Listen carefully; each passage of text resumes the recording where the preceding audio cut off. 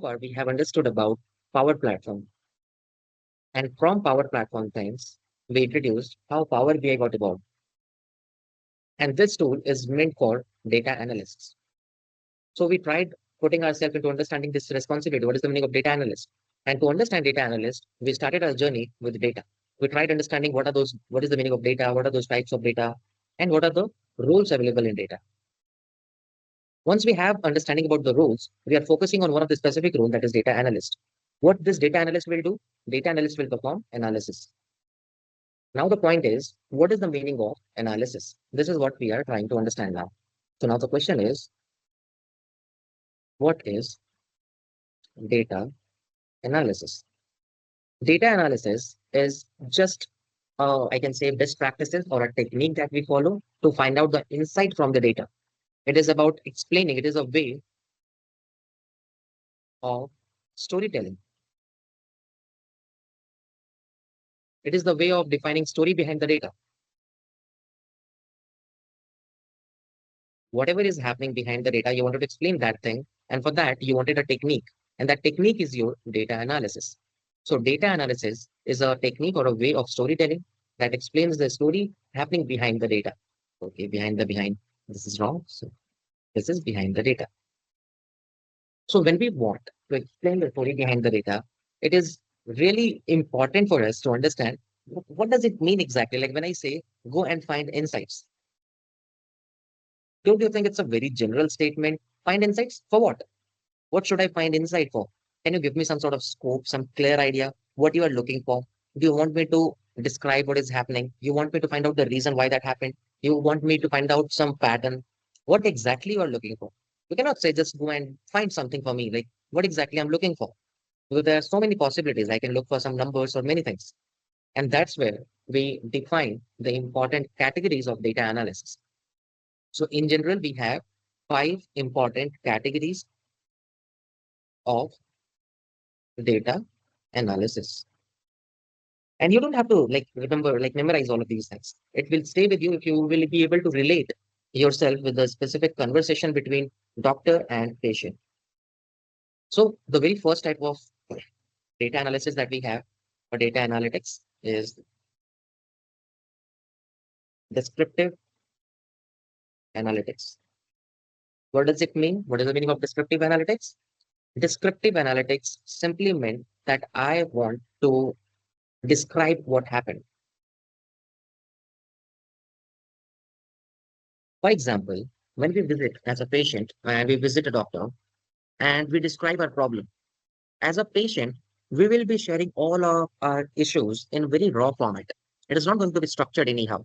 Like it is going to be very random. We can say that since last 1 month, I'm facing this challenge. For last 1 week, this is severe. Last day when I ate this, I was feeling feverish, then like having a sensation of vomiting and whatever. Like all of the things are very random. But as a patient, whatever you feel like, you are saying everything. So that raw data is getting passed from patient to the doctor. And now doctor is your data analyst. Your doctor is going to understand that raw data.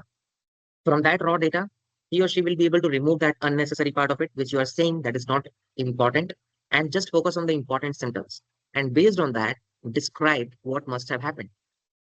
Either like you're facing something, then what exactly is happening with you, right? You are having some sort of viral issue or what happened, I need to describe it. Based on your input, based on the data, when I will try to explain what happened, this is what your descriptive analytics means. So when you will try to perform your descriptive analytics, your techniques would be different. You'll be using different techniques for describing what happened. The second category that we have is diagnostic analytics.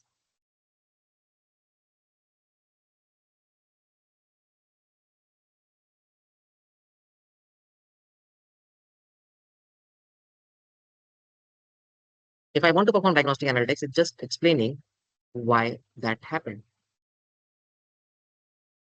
It's like finding out the reason.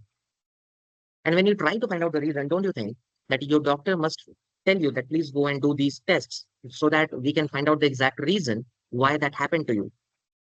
And those kind of techniques that you are following to be sure and find out the reasons why that happened, the cause of it. And that's where we say diagnostic analytics is going to be used. Your techniques would be different. If you have a data and you are trying to find out why that happened, then your focus is on understanding that the cause of it, the outcome, who is generating that kind of outcome for you. So that's what your diagnostic analytics is about.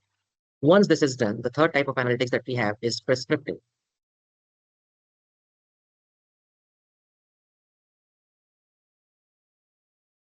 So the prescriptive analytics is simply what actions needed to be taken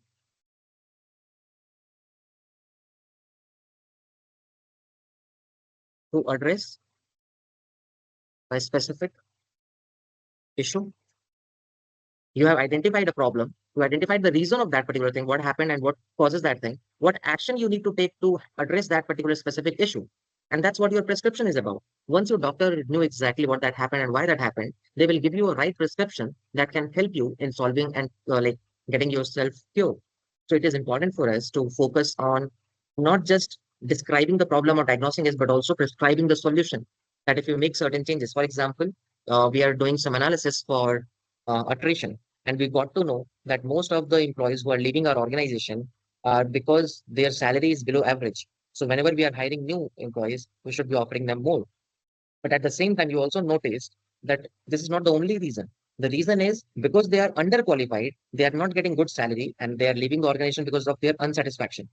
So we should be focusing on hiring employees with higher education, or we can say who are qualified enough for that particular role, so that we can offer them good salary and they will be retained within the organization. So there are multiple possibilities, right? You should be analyzing it all to understand it. So in many use cases, maybe your company already knew what is happening. They already know the reason. They will just ask you, go and ask, find out the solution, what we can do to address this kind of challenge. So this is what your prescriptive analytics is about.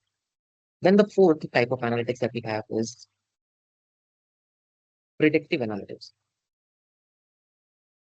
Like doctor used to ask you for your medical history or your lifestyle, and based on that, they notice that hey, if you will keep on following this kind of lifestyle, this might reoccur in future. Even if I give you the medication, after a few months from now, this will happen again. So you have to change something, right? So predictive analytics will help you in forecasting the future.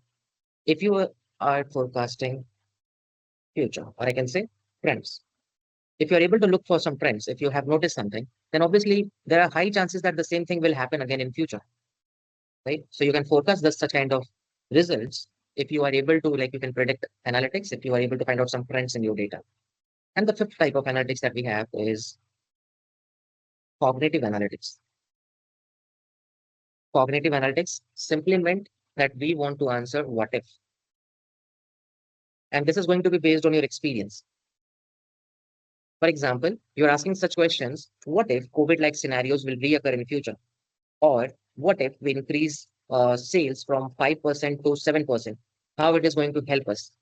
So if you ask such questions, which is not based on data, but based on your experience that you have noticed, if we do so, or if we make such changes, this kind of output, what we are expecting, or you're trying to analyze whether we have any backup plan or not, you wanted to check.